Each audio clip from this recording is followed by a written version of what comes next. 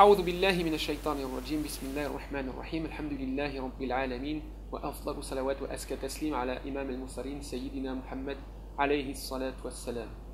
On va, Inch'Allah, terminer notre série de vidéos par un verset, et comme dit l'adage, le meilleur pour la fin, où Allah subhanahu wa ta'ala nous dit لقد كان في رسول الله أسوة حسنة لمن كان يرجو الله واليوم الآخر وذكر الله كثيرا. C'est-à-dire que, en effet, vous avez dans le messager d'Allah, alayhi salatu wassalam, un excellent modèle à suivre pour quiconque espère en Allah et au jour dernier et invoque Allah fréquemment. Et ça résume un petit peu les vidéos qu'on a pu développer au cours de ces chroniques, où à la fois on a notre prophète, alayhi salatu wassalam, qui est notre modèle à suivre, notre exemple, et une voie qui nous a été tracée pour pouvoir essayer au mieux de ce que l'on peut d'essayer de le suivre, Inch'Allah. Aïcha radiallahu anha disait de lui, alayhi salatu wassalam, kana khuluquhu al-Qur'an, c'est-à-dire que son comportement au quotidien, et c'est sa femme qui parle, donc on sait tous que nos épouses sont celles qui connaissent parfaitement nos défauts, nos petits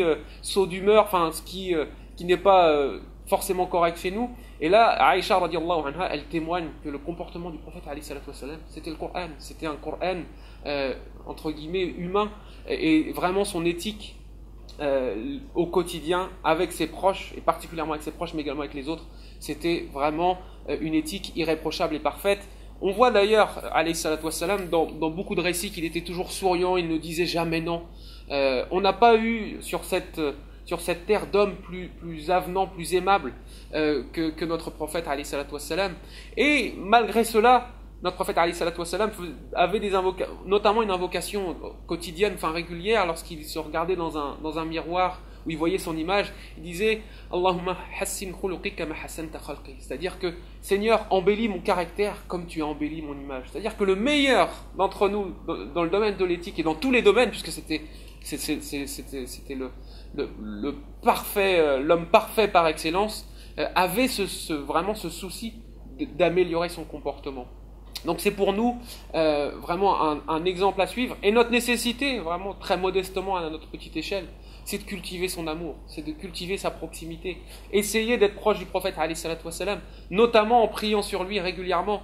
C'est une injonction divine d'ailleurs, inna Allah wa malaikatahu yusalluna ala nabi ya ayyuhalladhina amanu sallu alayhi wa sallimu taslima, c'est-à-dire que Dieu et ses anges prient sur le prophète alayhi salatu wassalam. Donc ô vous les croyants qui portez la foi, adressez-lui vos prières et salutations.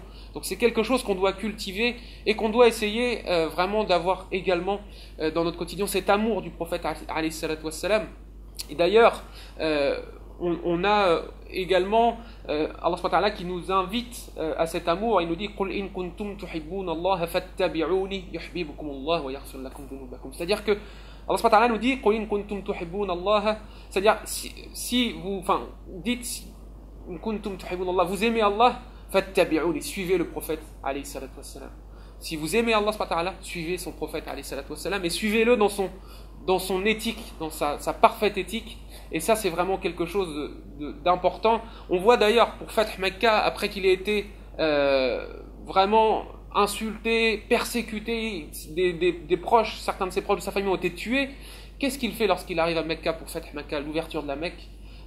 Il arrive avec une conquête de la Mecque sans victime, en toute miséricorde, avec de l'amour. Et il annonce aux gens que celui qui sera chez Abu Sufyan, il est en sécurité, il est en sûreté. Et il les prend à témoin ensuite qu'il leur a pardonné.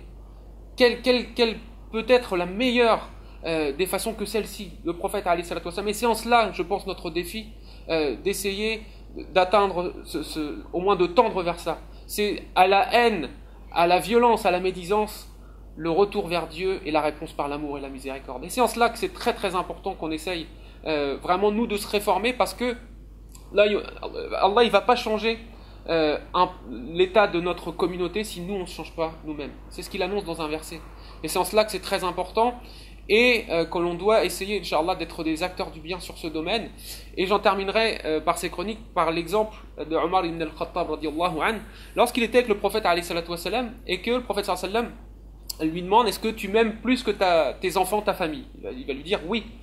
Et ensuite il va lui poser la question: et ton argent? Il va lui dire oui. Et moi? Et là Omar va avoir une première réflexion en disant: non, Et il va prendre du recul quelques instants et il va dire maintenant, al-an ya Rasulullah, c'est-à-dire maintenant, je t'aime plus que tout sur cette terre. Et le prophète alayhi salatu wassalam, va lui annoncer que sa foi est complète. Et lorsqu'on interroge le fils d'Omar, Abdullah ibn Omar, il était allé vers son père en lui demandant comment se fait-il que tu aies changé ton comportement. Il a dit mon fils, j'ai réfléchi, j'ai compris que j'aurais plus besoin du prophète alayhi salatu wassalam que de moi-même. Et je me suis rendu compte que j'étais perdu et que c'est le prophète sallallahu alayhi wa sallam qui m'a sauvé et guidé vers le droit chemin.